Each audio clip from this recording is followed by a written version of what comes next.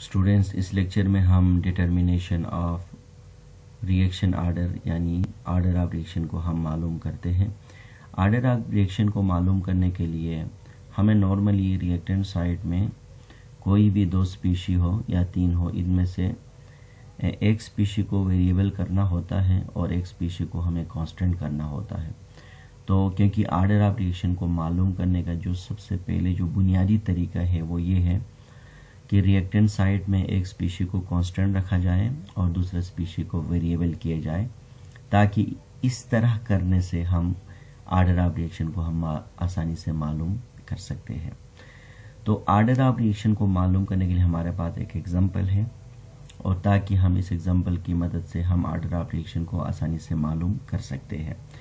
Example हमारे पास है jet engine. एक जेट का इंजन है, इससे रिलीज नाइट्रोजन 2 ऑक्साइड, जो कि नाइट्रोजन 2 ऑक्साइड रिलीज करता है इन दी अपर एटमॉस्फेयर, जो कि अपर एटमॉस्फेयर में in the ozone of the upper atmosphere, यानी जो ओजोन है अपर एटमॉस्फेयर, इसमें नाइट्रोजन जो 2 ऑक्साइड है वो रिएक्ट करता है किसके साथ, reacts with the ozone to form a nitrogen 4 oxide बनाता है और प्लस ऑक्सीजन बन जाता है।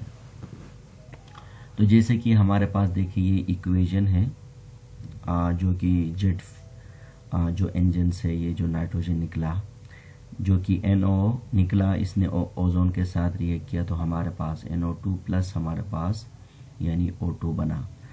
25 डिग्री सेंटीग्रेड में हमारे पास ये गिवन डेटा हमें बुक में गिवन है। ये डेटा हमारे पास, इस डेटा के अंदर 3 एक्सपेरिमेंट है। एक्सपेरिमेंट नंबर 1 ये पहला कॉलम है, एक्सपेरिमेंट नंबर 2, एक्सपेरिमेंट नंबर 3 ये है हमारे पास। दूसरे कॉलम में NO की कंसंट्रेशन और तीसरे कॉलम में हमारे पास O3 की कंसंट्रेशन और फोर्थ कॉलम में हमारे पास यानी रेट ऑफ रिएक्शन है। देखिए हमारे पास 1.00 मल्टीप्लाई 10⁻⁻6 में कंसंट्रेशन जब हमने रखा NO का, तो 9.00 मल्टीप्लाई 10⁻³ कंसंट्रेशन रखा। तो इन कंसंट्रेशन में के गिवन कंसंट्रेशन में हमारे पास रेट ऑफ रिएक्शन क्या बना, 1.98 मल्टीप्लाई बाई 10⁻⁻4 मोल पर dm³ पर सेकेंड। ये है पहला एक्सपेरिमेंट का। दूसरे एक्सपेरिमेंट का डेटा क्या है, जब हमने एक्सपेरिमेंट नंबर 1 में 1.0 मल्टीप्लाई 10⁻6 रखा, तो एक्सपेरिमेंट नंबर 2 में NO का कंसंट्रेशन को हमने वेरिएबल रखा, जैसे कि पहले बात हो गई थी। तो जबकि O3 का कंसंट्रेशन को हमने कांस्टेंट रखा, तो हमारे पास क्या बना कि रेट ऑफ रिएक्शन हमारे पास 3.96 मल्टीप्लाई 10⁻⁻4 रेट ऑफ रिएक्शन। इसके बाद एक्सपेरिमेंट नंबर 3 में हमने क्या किया कि NO का कंसंट्रेशन को हमने कांस्टेंट रखा। आप देखिए एक्सपेरिमेंट नंबर 1 से कंपेयर करवाए, और इसी के साथ O3 का कंसंट्रेशन को हमने चेंज किया, तो हमारे पास रेट ऑफ रिएक्शन में फिर भी चेंज आया। अच्छा, इससे ये बात पता चला कि NO को कांस्टेंट रखने से और O3 को वेरिएबल रखने से यानी चेंज करने से रिएक्शन का रेट चेंज होता है। इसी तरह से हमारे पास O3 को चेंज करने से और NO को कांस्टेंट रखने से फिर भी रिएक्शन का रेट भी चेंज हो रहा है। इसका मतलब रिएक्शन का रेट दोनों यानी कंसंट्रेशन ऑफ NO और O3 दोनों पर डिपेंड कर रहा है। ये बात हमें समझ आ गया। अब हम इसको कैलकुलेट करते हैं। कैलकुलेट करने का तरीका, सबसे आसान तरीका ये है, सबसे पहले हम एक हिस्सा लेते हैं, जैसे कि मैंने यहाँ पर लिखा कि rate of equation with respect to NO, यानी NO के रिस्पेक्ट से रेट ऑफ इक्वेशन हमें निकालना है। अच्छा, मैंने इसको इंतखाब क्यों किया, इसको मैंने इंतखाब इसलिए किया क्योंकि देखे एक्सपेरिमेंट नंबर 1 और 2 में इस वक्त NO को वेरिएबल चेंज हो रहा है, तो जबकि O3 हमारे पास देखे कांस्टेंट है, तो इसलिए मैंने इसको सिलेक्ट किया। सिलेक्ट करने के बाद मैंने एक कॉलम बनाया, और इस कॉलम के अंदर एक तरफ मैंने कंसंट्रेशन रेशो रखा और दूसरा कॉलम मैंने बनाया रेट रेशो का। तो जो कंसंट्रेशन रेशो है, जैसे कि मैंने पहले बात की थी कि rate of reaction with respect to NO है, तो NO का रेशो निकालना है। तो ये रेशो देखिए एक्सपेरिमेंट नंबर 1 और एक्सपेरिमेंट नंबर 2 है।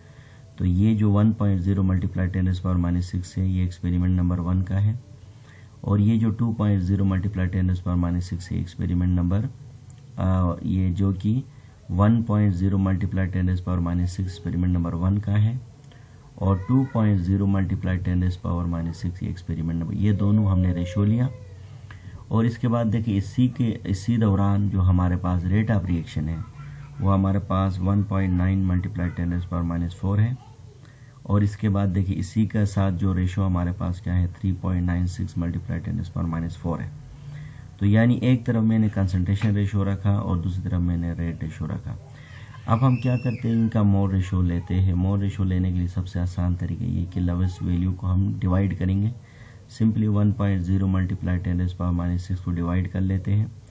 तो दोनों साइड में डिवाइड करेंगे, तो हमने जब डिवाइड किया तो हमारे पास देखें ये दोनों कैंसिल होने के बाद 1 रेशो आया, और जबकि इसी वैल्यू को यानी 2.0 मल्टीप्लाई 10⁻⁶ के डिवाइड करने से 2 आया। तो हमें पता चला कि रिएक्शन के अंदर जो है ना कि यानी 1:2 है। 1:2 का मतलब ये हुआ कि हमारे पास यानी जो कि कंसंट्रेशन रेशो यानी NO का एक्सपेरिमेंट नंबर 1 और एक्सपेरिमेंट नंबर 2 में 1:2 का तब्दीली आया। अच्छा, इसके बाद देखें हमारे पास जो रेट रेशो है वो क्या है, हमारे पास ये वैल्यू है 1.9 मल्टीप्लाई 10⁻⁴ है, और 3.6 मल्टीप्लाई बाय -4 है। अब हम यहाँ पर लोवेस्ट वैल्यू को हम क्या करेंगे, डिवाइड करेंगे, तो 1.1:2 आया। अब इसको मैं आपको लॉजिकल समझाता हूँ। इसको मैंने देखे दोबारा मैंने यहाँ पर लिखा, ये हमारे पास रेशो है किन के बीच में है, ये जो फर्स्ट रेशो है ये कंसंट्रेशन रेशो है ये, और सेकेंड रेशो क्या है, रेट रेशो है। देखिए आप इसको अच्छी तरह अंडरस्टैंड करें। जब हमने कंसंट्रेशन को 1 रेशो में कंसंट्रेशन को बढ़ाया तो रेट भी 1 के हिसाब से बढ़ा। जब कंसंट्रेशन को 2 रेशो से बढ़ गया कंसंट्रेशन, तो रेट भी क्या हुआ, यानी 2 रेशो से बढ़ गया। तो इसका मतलब ये बना कि हमारे पास यानी कि कंसंट्रेशन को 1 गुना बढ़ाने से रेट भी 1 गुना बढ़ जाता है, और कंसंट्रेशन को 2 गुना बढ़ाने से रेट भी 2 गुना बढ़ जाता है। तो इसी बेस पर यानी विद रेस्पेक्ट टू NO का तो रेट क्या बनेगा हमारे पास, तो रेट बन जाएगा हमारे पास rate of reaction is directly proportional to NO। तो यहाँ पर हम क्या करेंगे, +1 करेंगे। अच्छा, +1 मैंने क्यों किया, +1 मैंने इसलिए किया क्योंकि कंसंट्रेशन 1% बढ़ाने से रेट भी 1% बढ़ता है, 1 के हिसाब से बढ़ता है, और कंसंट्रेशन को 2 के हिसाब से जब कंसंट्रेशन बढ़ता है तो हमारे पास रेट भी हमारे पास 2 के हिसाब से बढ़ता है। तो लिहाजा इन दोनों के बीच में क्या है, यानी 1 के हिसाब से रिएक्शन का रेट बढ़ रहा है। इसके बाद हम निकालते हैं कि rate of equation with respect to O3। तो इसके लिए भी हम वही, अच्छा मैंने इसको इंतखाब इसलिए किया, देखें यहाँ पर हमें, क्योंकि हमें पता है कि हमने NO के रिस्पेक्ट से निकाला, तो अभी हमें O3 के रिस्पेक्ट से निकालना है। लेकिन O3 के रिस्पेक्ट से निकालने के लिए हमें क्या करना पड़ेगा, एक्सपेरिमेंट नंबर 1 और 2 को नहीं लेना होगा, क्योंकि 1 और 2 के अंदर देखें दोनों हमारे पास कांस्टेंट है। हम क्या करेंगे, एक्सपेरिमेंट नंबर 1 और 3 को लेते हैं। 1 और 3 को इसलिए लेते हैं क्योंकि हमारे पास 1 और 3 में देखें O3 की कंसंट्रेशन चेंज हो रहा है, और जबकि हमारे पास NO की कंसंट्रेशन हमारे पास देखें इस वक्त ये कांस्टेंट है। तो इसी क्राइटेरिया के मुताबिक मैंने ये डेटा बनाया। कैसे बनाया, कंसंट्रेशन रेशो हमारे पास ओजोन का है, और रेट इसी दौरान जो हमारे पास रेट रेशो बना है।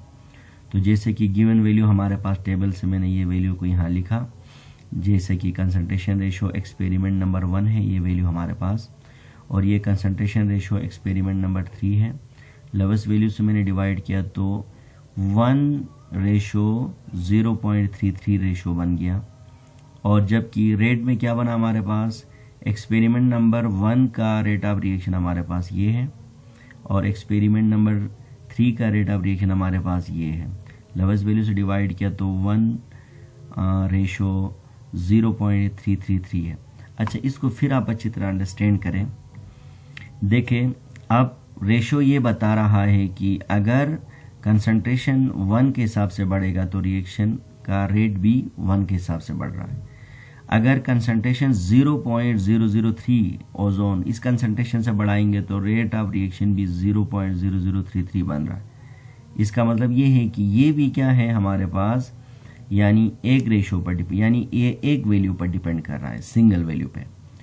तो फिर हम यहाँ पर क्या रखेंगे, ओजोन के अंदर देखें, यानी अगर कंसंट्रेशन 1 बढ़ रहा है तो रेट ऑफ रिएक्शन भी 1 बढ़ता है। अगर कंसंट्रेशन 0.33 बढ़े तो यानी ये ट्वाइस थ्राइस में नहीं बढ़ता है, इक्वली बढ़ता है, यानी 1 के हिसाब से बढ़ता है। तो रेट ऑफ रिएक्शन क्या होगा हमारे पास, ओजोन पावर हमारे पास 3 होगा। जैसे कि आपने पहले पढ़ा है कि अगर हम इसका रेट ला लिखें तो क्या होगा कि rate of reaction is directly proportional to NO। यहाँ पर हम लिखेंगे +1, जो कि हमने पहले आपको मैंने समझाया था, ऊपर आप देखें। और यहाँ पर हम क्या लिखेंगे, +2 लिखेंगे, जो कि हमने कैलकुलेट किया। इन दोनों को जब हम प्लस करते तो हमारे पास ऑर्डर ऑफ रिएक्शन क्या है, हमारे पास 2 है। तो इसी तरह से आप इसी मेथड के ज़रिए से आप ऑर्डर ऑफ रिएक्शन को आप आसानी से आप मालूम कर सकते हैं। और ये जो लेक्चर है ये एग्ज़ाम के हवाले से बहुत इम्पोर्टेंट है, और इससे रिलेटेड एग्ज़ाम में जो है न्यूमेरिकल बिल्कुल वैल्यूज़ चेंज करके आपको डिफरेंट तरह के न्यूमेरिकल आपको दे सकते हैं। अगर आप इस मेथड को अच्छी तरह अंडरस्टैंड करोगे तो आप वैल्यू को चेंज करें या इक्वेशन को चेंज करने से तो इंशाल्लाह कोई फ़र्क नहीं पड़ेगा। तो आप इसी मेथड के ज़रिए से ऑर्डर ऑफ रिएक्शन को आसानी से कैलकुलेट कर सकते हैं।